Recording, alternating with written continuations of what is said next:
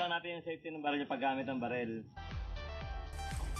Sa paggamit ng baril, merong on-off syempre. Ito battery operated to. So meron siyang fire selector. Fire selector siya. Ang araw niyan, ito ang pinaka-araw niya na.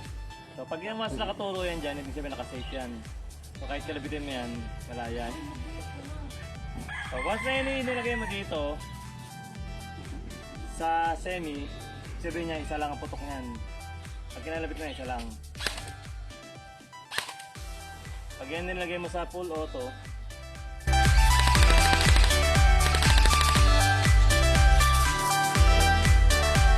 yun lang naman kailangan nyo malaman dito. Tapos, ang pagkalabit, ganun lang din. Ito tayo naka full auto. Yung gamit natin naka full auto. Kaya ang kalabit ninyo 2 seconds lang. Tawag namin.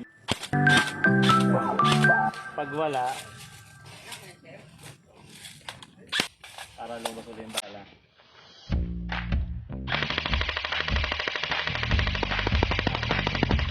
So pag wala ng bala, huwag nyo nang pilitin yung baril. Posible kasing masip. Part ng body considered hit. Kahit may laman pa to, mawawala ang bala nyo kasi. Sabihin nawawala yung pondo ng ubos. Tapos, sa magazine, pag nawala ang bala nyo, sa inyo bawal magtanggal ng mask. Salamat po tayo lagi, habang nasa loob. Pag naman kayo, hit! Hit attack. Limutan.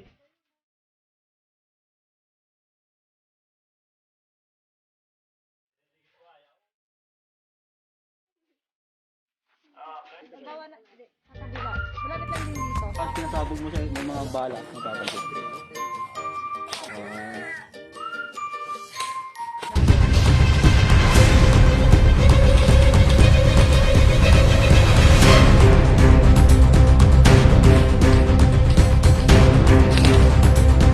May medic kayo nakakampi ninyo. Ano paano pag medic? Isa by touch.